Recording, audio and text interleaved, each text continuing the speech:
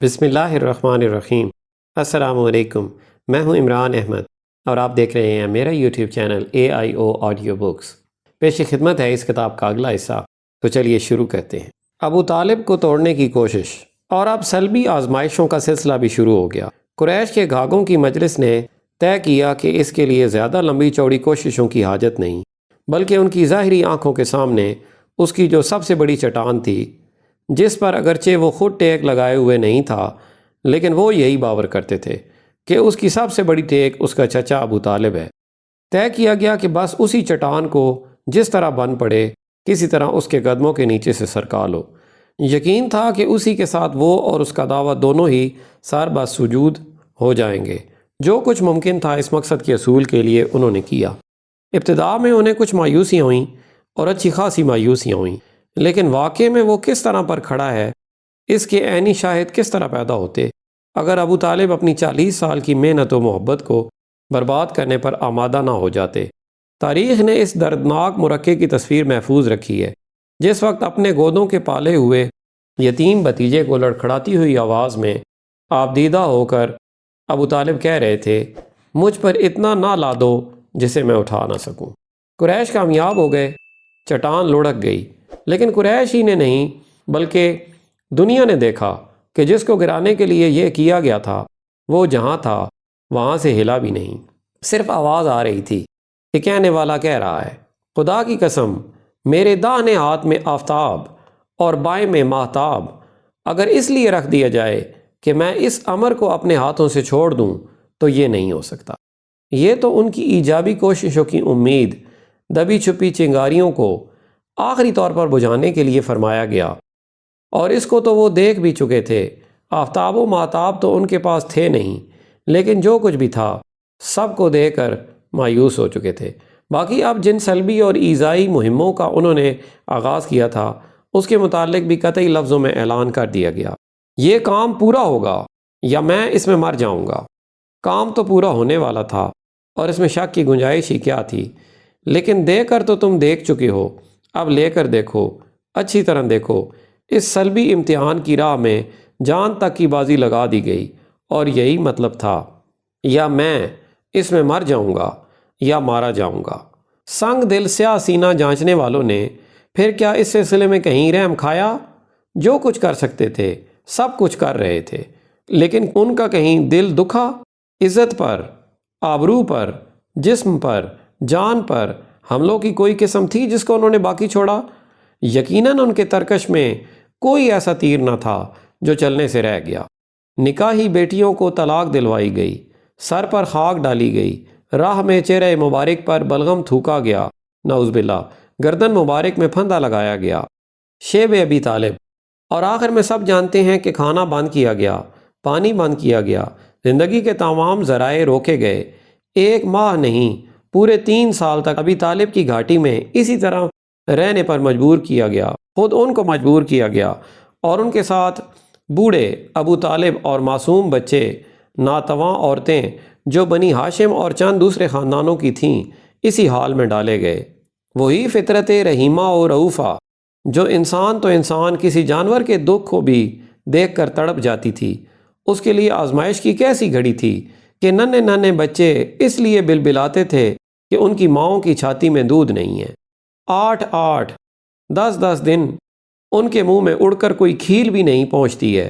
کیا سخت وقت ہے کہ پیشاب سے شرابور خشک چمڑے کو دھو کر بھون بھون کر ان کو کھانا پڑا، جن کے دانتوں نے شاید سوکھا گوشت بھی نہیں چبایا تھا، جو پتے شاید بکریاں بھی شوق سے نہ کھاتیں، ان پر ہفتوں بسر کرنا پڑا۔ مصیبت کی ان چیخوں، تکلیف کی ان پکاروں میں اس احساس فطرت طیبہ کے لیے کیسی عظیم بے چینی تھی، اس کا اندازہ وہی کر سکتے ہیں جن کے دل میں درد ہو اور جو درد والوں کے لیے اپنے اندر کوئی ٹیس رکھتے ہوں۔ لیکن یہاں تو باطن کو ظاہر کر کے دکھانا تھا۔ چھوڑ دیا گیا تاکہ کریدنے والے جہاں تک ممکن ہو کریدیں۔ وہ مسل رہے تھے، رگڑ رہے تھے، انگلیاں ڈال ڈال کر ٹٹول رہے تھے کہ جو کچھ ظاہر کیا جا رہا ہے کیا اندر میں کچھ بھی، کہیں بھی اس کے سوا کچھ ہے؟ تجربے کرنے والوں کے لیے تجربے کے سارے ساز و سامان، تمام آلات اور اوزار ایک ایک کر کے مہیا کر دیے گئے تھے۔ کہ آئندہ انہی کو گواہی دینی تھی، انہی کو دنیا کے آگے فرض شہادت ادا کرنا تھا۔ شیب ابی طالب کے مصائب کی قیمت۔ واقعہ معراج۔ ابو طالب کے شیب کا مرحلہ بھی ختم ہو گیا۔ یہاں دنیا کی ہر چیز سے جدا کیے گئے تھے، اور جدائی کی رفتار کو گھاٹی کے ستم زدوں کے شور و فغاں نے اور تیز کر دیا تھا، جو فطرتاً دنیا اور دنیا والوں سے کچھ جدا ہی جدا سا تھا۔ جب قصداً بھی اس کو جدا کیا گیا، اور ایسے سخت دباؤ ڈال کر جدا کیا گیا جس سے زیادہ دباؤ اس رقیق قلب کے لیے ممکن نہ تھا، سمجھا جا سکتا ہے کہ کائنات سے جدائی کی اس رفتار نے آخر کسی دوسری جانب ارتقاء کی کتنی منزلیں طے کی ہوں گی۔ جس چیز کو ایک طرف سے دباؤ گے تو دوسری طرف سے اس کا ابھرنا ناگزیر ہے۔ سطر اور خاموشی سے کام لیا جاتا تو وہ خود عقل قیاس کرتی کہ اس دباؤ نے کسی دوسری سمت کتنا ابھار پیدا کیا ہوگا۔ لوگ سوچتے نہیں، ورنہ جب شیب ابی طالب سے نکلنے کے ساتھ ہی کہنے والے نے ہرا کے واقعے سے بھی زیادہ قدرت کی نادرہ نمائی کا اظہار کیا، تو جن پر ابھی اس شب کی روشنی نہیں کھلی تھی جس میں ان پڑھ کو کتاب دی گئی، وہی کہنے لگے کہ ایک رات میں اتنا عروج، ایسا عروج کس طرح میسر آیا۔ واقعہ معراج کے متعلق چند ارشادات۔ ان بھولے بالوں سے کوئی کیا کہہ سکتا ہے؟ آخر جو نیچے سے دبایا گیا اور مسلسل اتنی بے دردیوں سے دبایا گیا اور وہ دبتا ہی چلا گیا، کس قدر عجیب بات ہے کہ اسی کے متعلق پوچھتے ہیں کہ اوپر کی طرف کس طرح چڑھا اور کیوں چڑھتا گیا، جن کو یہی نہیں معلوم ہے کہ عالم کیا ہے، انسان کیا ہے، اور دونوں کا بنانے والا کیا ہے، عالم انسان میں ہے یا انسان عالم میں ہے۔ جن پر یہی معمہ نہیں کھلا ہے تو پھر وہ اس گرہ کو کیا کھول سکتے ہیں جس میں انسان اپنے خالق کے ساتھ بندھا ہوا ہے۔ خالق عرش پر بھی ہے، اور جس کو خلیفہ اور آدمی کہتے ہیں وہی جس میں خالق کی روح پھونکی گئی ہے، اس کی گردن کی ورید کے پاس بھی عرش ہی والا خالق ہے۔ جب تک ان متناقضات کے تناقض کو تم سلجھا نہیں سکتے، اس قسم کے یولیدہ حقائق کی گتھیوں میں کیوں الجھتے ہو؟ جو نہ روح کو جانتے ہیں اور نہ جسم کو، وہی باہم ایک دوسرے سے سرگوشیاں کرتے ہیں کہ کیا یہ واقعہ روح کے ساتھ پیش آیا یا جسم کے ساتھ پیش آیا، تو کیا روح کے ساتھ پیش آیا؟ یہ واقعہ روح کے ساتھ پیش آیا یا جسم کے ساتھ پیش آیا؟ تو کیا روح کے ساتھ پیش آیا؟ تو کیا جن کی سمجھ میں دونوں پہلوؤں میں سے ایک بھی نہیں آتا، وہ ان دو شکوں میں سے ایک کا تعین آخر کس بنیاد پر کرتے ہیں؟ ہستی کا جو تناور درخت تمہارے سامنے کھڑا ہے اور جس کے مختلف حصوں کے نام خاک، آب، آتش، باد، سفلیات، علویات، ارض، سماوات، مریات وغیرہ ہیں، وہی جس سے تمہارے سامنے فرات، نیل یا گنگا و جمنا کی موجیں بھی ابلتی ہیں، اور پھر اسی سے ان عالموں میں جہاں تمہاری اور تمہاری بینائی کی رسائی نہیں، تسنیم و کوثر کی نہریں بھی پھوٹتی ہیں۔ تم کو کیا معلوم کہ اس درخت کی جڑ کہاں ہے اور اس کی پھنگ وجود کی کس شکل پر ختم ہوتی ہے؟ نہ دیکھنے والے کیوں منہ تکتے ہیں جب دیکھنے والے نے کہا کہ وہ سدرۃ المنتہا ہے؟ مٹی ہی گیہوں ہے اور گیہوں ہی روٹی ہے، روٹی ہی خون ہے اور خون ہی گوشت ہے، اور گوشت ہی کہیں آنکھ ہے، کہیں جگر ہے، کہیں ہڈی اور کہیں ناخن ہے۔ ایک ہی وجود تمہیں مختلف پیرایوں میں کیا کیا نظر آیا؟ پھر اگر کسی نے شجر وجود ہی کے اندر نیل و فرات کو بھی اور تسنیم و سلسبیل کو بھی نکلتے دیکھا تو غلط کیوں دیکھا؟ جب دودھ پلایا گیا تو اسبت الفطرہ کی آواز آئی۔ ایک صفت اگر دوسرے عالم میں دودھ کے رنگ میں دیکھی گئی تو پھر جھوٹ کی شکل دوسری دنیا میں اگر پتھر بن جائے، حسد کی شکل بچھو کی ہو جائے، ہرس چوہے کی شکل میں دوڑتا دکھائی دے، تو اس پر حیرت کیا ہے؟ یقیناً انسان میں دونوں خواہشیں ہیں، حیوانی بھی اور ملکوتی بھی۔ پھر حیوانی خواہشوں پر قابو پانے والوں کو اپنی یہ خواہش کسی حیوان ہی کے بحث سے نظر آئے تو اس میں حیرت کیا ہے؟ وہ سفید ہو، براق ہو، برق رفتار ہو، اتنا برق رفتار ہو کہ جہاں اس کی نظر پہنچتی ہو وہیں اپنے قدم رکھتا ہو۔ وہ گھوڑوں جیسا بے ڈول لمبا نہ ہو، گدھوں جیسا ذلیل پست نہ ہو، موزوں قامت ہو، سب کچھ ہو، لیکن رہے گا وہ حیوان ہی۔ کیا کیا جائے؟ بڑی نشانیاں یا آیات کبریٰ کا سیاح چھوٹی نشانیوں یا صغریٰ آیات کے اندر رہنے والوں کو کس طرح سمجھائے کہ وہ کہاں گیا، کب گیا، کس طرح گیا؟ اس بہرے کو جو نور کے عالم کی سیر کر چکا تھا۔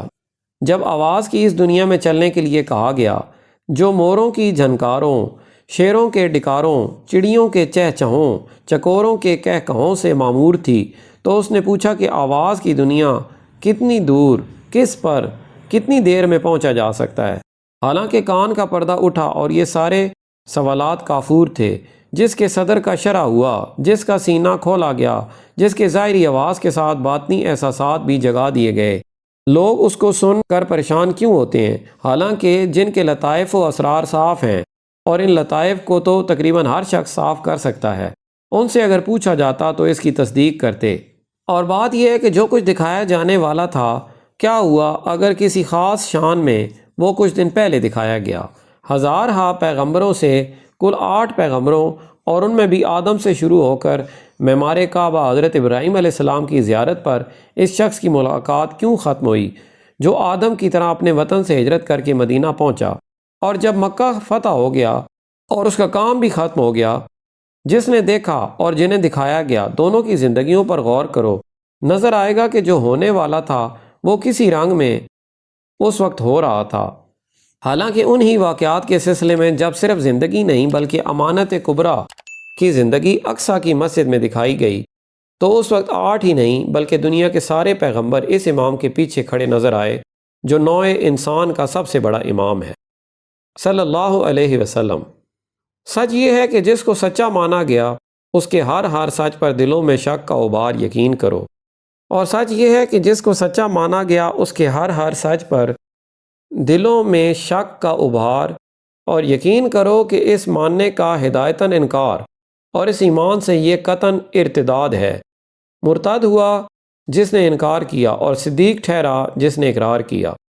میں بہت دور نکل گیا، لیکن دور ہونے والوں کو قریب کرنے کے لیے کچھ دیر ہوئی تو وہ دیر نہیں ہے۔ بہرحال بات یہ ہو رہی تھی کہ جو ایک طرف سے اگر دبا دیا گیا تو اچھمبا کیوں ہے کہ وہ دوسری سمت میں دور اور اتنی دور کیوں چلا گیا؟ آخر قدرتی طور پر یہ نہ ہوتا تو کیا ہوتا؟ اور اسی کا نتیجہ تو یہ ہوا کہ جن کو بار بار جاننے کے لیے اپنی آنکھیں کھولنے کے لیے کہا جاتا تھا، بظاہر ان کی تکذیب میں تیزی پیدا ہوئی، لیکن بباطن ان کی تفتیش میں اس دعوے نے اور تندی پیدا کر دی، اور اب امتحانی راہوں میں وہ ایسی باتیں سوچنے لگے جن کے بعد پھر کچھ نہیں سوچا جاتا۔ حضرت ابو طالب اور خدیجہ کی وفات۔ وہ ادھر اپنے آخری منصوبے پکا رہے تھے کہ دقتوں کے ساتھ اس بندھی ہوئی دنیا میں ان 2 آدمیوں کا وقت ختم ہو گیا۔ جو جانچا جا رہا تھا اس کے لیے واقعہ کے اعتبار سے کچھ نہ ہو، لیکن عام بشری قانون کی روح سے ان کو بہت کچھ سمجھا جاتا ہے۔ شکی شک کرتے تھے کہ ہلنے کے وقت یہی دونوں تھام لیتے ہیں، ٹوٹنے کے وقت بھی یہ دونوں ڈھارس باندھ دیتے ہیں۔ الغرض حضرت ابو طالب بھی چل بسے، اور سب سے پہلے ایمان لانے والی خاتون، دنیا کی ایمان والیوں کی پیشوا رضی اللہ عنہا نے اپنا کام پورا کر کے چھوڑ دیا، امتحان کے میدان میں تنہا چھوڑ دیا، تاکہ تسلی کے الزام کا یہ شوشہ بھی کٹ جائے، مٹ جائے، اور وہ کٹ گیا، مٹ گیا، لیکن امتحان دینے والا امتحان کے میدان میں اسی طرح ڈٹا ہوا تھا، اور ان تمام حالات کے ساتھ ڈٹا ہوا تھا جو اس پر گزارے جا رہے تھے۔ لیکن کب تک حبشہ والے حبشہ میں تھے، دنیا والے آخرت میں۔ مکہ والوں کے پاس امتحانی مدت کے 10 سال سے زیادہ گزر چکے تھے۔ جانچ کی کون سی شکل تھی جو باقی رہ گئی تھی بجوز اس ایک منصوبے کے جو آخری منصوبہ تھا؟ طائف کی زندگی۔ یہ نہیں سنتے، شاید دوسرے سنیں، یہاں جی نہیں لگتا، شاید وہاں لگے، کچھ یہی سوچ کر زیادہ دور نہیں بلکہ امرائے مکہ کے گرمائی اسٹیشن طائف کا خیال آیا۔ زید بن حارثہ آزاد غلام کے ساتھ بھی کوئی نہ تھا۔ حجاز کی سب سے بڑی دولت مند عورت خود بھی جا چکی تھیں، اور جو کچھ ان کا تھا انہی راہوں میں جن پر وہ صرف ہو رہا تھا صرف ہو چکا تھا، سب کچھ جا چکا تھا۔ اتنا بھی باقی نہ تھا کہ طائف تک کے لیے کوئی سواری ہی کرائے پر کر لی جائے۔ معمولی 2 چپلوں کے سوا پائے مبارک کے لیے راستہ کو آسان کرنے والی کوئی چیز نہ تھی۔ اسی حال میں پہنچتے پہنچتے ہی اونچی دکانوں والوں کے پاس آئے، جس کے لیے آئے تھے اس کا اظہار کیا گیا۔ پھر تمام تجربوں میں یہ آخری تجربہ تھا کہ جس کسی کے پاس گئے اس نے پلٹایا، جس سے بولے اس نے جھڑکا۔ حالانکہ کم از کم اجنبی لوگوں کا سلوک ابتداً آپ صلی اللہ علیہ وسلم کے ساتھ کبھی ایسا نہ تھا، اور نہ وہ آواز پیغمبر کے نعروں کے ہوتے ہوئے ابتدائی فطرت بشرا ایسا کر سکتی ہے، مگر یہاں بھی دکھایا جا رہا ہے اور عجب شانوں کے ساتھ دکھایا جا رہا ہے۔ جنہیں کچھ نہیں آتا تھا ان کی زبانوں پر منطق جاری ہو گئی۔ جسے سفر کے لیے ایک گدھا بھی میسر نہیں، کیا خدا کو اس کے سوا رسول بنانے کے لیے اور کوئی نہیں ملا تھا؟ ٹوٹے ہوئے دل کے لیے یہ پہلا تیر تھا جو امارت کے نشے میں چور ایک امیر کی زبان سے نکلا۔ ردائے کعبہ تار ہو جائے اگر خدا نے تمہیں رسول بنا کر بھیجا ہے۔ کعبہ کی عظمت جس کی نگاہ میں ان بتوں کے ساتھ وابستہ تھی جو مختلف قبائل کی خدائی کے نام سے وہاں رکھے گئے تھے، اور اس کے خیال میں انہی بتوں نے سارے عرب کو کعبہ کے ساتھ باندھ رکھا تھا، اس نے اپنا یہ سیاسی نظریہ پیش کیا۔ تم اگر رسول ہو تو میں اس کا مستحق نہیں ہوں کہ تم سے بولوں، اور اگر نہیں ہو تو میری ذلت ہے کہ کسی جھوٹے سے بولوں۔ یہ ان میں سے تیسرے کی منطق تھی جو سب کے لیے تھا اور سب کے لیے ہے، قیامت تک کے لیے ہے۔ کیسا دردناک نظارہ ہے، اسی کو سب واپس کر رہے تھے، تیز و تلخ جملوں کے ساتھ واپس کر رہے تھے۔ بات اسی پر ختم نہیں ہوگی کہ انہوں نے جو پیش ہوا تھا اس کو صرف رد کر دیا، بلکہ آگ میں پھاندنے والوں کی جو کمرے پکڑ پکڑ کر گھسیٹ رہا تھا وہی کمر کے بل گرایا جاتا تھا، پتھر مار مار کر گرایا جاتا تھا۔ گھٹنے چور ہو گئے، پنڈلیاں گھائل ہو گئیں، کپڑے لال ہو گئے، معصوم خون سے لال ہو گئے۔ نوعمر رفیق نے سڑک سے بے ہوشی کی حالت میں جس طرح بن پڑا اٹھایا، پانی کے کسی گڑھے کے کنارے لایا، جوتیاں اتارنی چاہیں تو خون کے گون سے وہ تلوے کے ساتھ اس طرح چپک گئی تھیں کہ ان کا چھڑانا دشوار تھا۔ اور کیا کیا گزری، کہاں تک اس کی تفصیل کی جائے۔ خلاصہ یہ ہے کہ طائف میں وہ پیش آیا جو کبھی نہیں پیش آیا۔ لیکن کیا طائف کی بات صرف اسی پر ختم ہو جاتی ہے کہ سڑک مڑ رہی تھی، لیکن لوگوں نے وہاں راستہ کو سیدھا خیال کیا، چوراہے پر کھڑے تھے لیکن کوئی نہیں ٹھٹکا، حالانکہ بخاری میں سب سے بڑی مصیبت کے سوال میں جب یہ ذاتی اقرار موجود تھا۔ سب سے زیادہ سخت اذیت ان سے نہ ماننے والوں سے مجھے اس گھاٹی میں طائف کے دن پہنچی جس دن میں نے عبد یا لیل کے بیٹے پر اپنے آپ کو پیش کیا۔ تو لوگوں نے احد اور احد کے پہاڑوں کو کیوں یاد کیا، لیکن جو احد کے مقابلے میں طائف کو یاد کرتا تھا اس کو سب بھول گئے۔ پوچھا بھی گیا تھا کیا آپ پر احد کے دن سے بھی زیادہ سخت دن آیا ہے؟ اسی کے جواب میں جس پر گزری اس نے طائف پیش کیا، تو جن پر نہیں گزری اب ان سے کیا پوچھا جائے۔ اور واقعہ بھی یہی ہے کہ ٹھیک جس طرح ابی طالب کی گھاٹی میں جو ایک طرف سے دبایا گیا تو دوسری سمت وہ بلند ہوا، اور اتنا بلند ہوا کہ ارض و سماوات، سفلیات و علویات، مرئیات و غیر مرئیات، حتیٰ کہ جس پر سب ختم ہوتے ہیں منتہا کا یہ سدرہ بھی اسی کے احاطہ میں آ گیا۔ بجن سے ہی کچھ اسی طرح طائف کی گھاٹی میں جو واپس کیا گیا، اور اس طرح واپس کیا گیا کہ جن سے ملتے وہی پھٹتا، جس سے چمٹتے وہی سمٹتا، جس کو ہلاتے وہی دردراتا، جس سے جوڑتے وہی توڑتا۔ انکار کی یہ آخری حد تھی۔ ایسا معلوم ہوتا تھا کہ کائنات کا ذرہ ذرہ آپ سے ٹکرا رہا ہے، جو ہے رد کر رہا ہے۔ اگر یہ ہو رہا تھا اور دن کی روشنی میں ہو رہا تھا تو کیوں نہ سمجھا گیا کہ جس قدرت کے ہر منفی قانون کی انتہا مثبت پر ہوتی ہے، جس کے ہر عمل کی تان رد عمل پر ٹوٹتی ہے، عمل در عمل کی گتھیوں میں گتھی ہوئی اس دنیا میں جب واقعہ یوں ہی ہو رہا تھا تو بلا شبہ صفا کے دامن سے جس انکار کی ابتدا ہوئی تھی، طائف کی اس گھاٹی میں اس کی انتہا ہو گئی۔ جو رد کیا گیا قبول کیا جائے گا، جو ہکایا گیا بلایا جائے گا، جو گرایا گیا اٹھایا جائے گا۔ عقل کا مقتضا تھا کہ ایسا ہوتا، اور شاید کہ ایسا ہی ہوا، مگر اس دنیا کی ریت یہی ہے کہ مسبب ہمیشہ سبب کے رنگ میں آتا ہے، اصل نقل کے بھیس میں آتا ہے۔ کس قدر عجیب ہے۔ امتحان و ابتلا کی اس طویل مکی زندگی میں پڑ رہی تھی اور جھیل رہا تھا، اس نظارے کے سوا اور کوئی تماشا کبھی پیش نہیں ہوا۔ لیکن جب مکہ کے انہی واقعات کا تکملہ طائف میں ہوتا ہے تو دیکھو جو شروع ہوا تھا وہ اپنے انتہائی نقطے پر پہنچ کر ختم ہو گیا۔ اب تک کے لیے اتنا ہی، ملتے ہیں اگلی ویڈیو میں۔ اپنا خیال رکھیں اور ہمارے اس چینل کا بھی۔ اللہ حافظ۔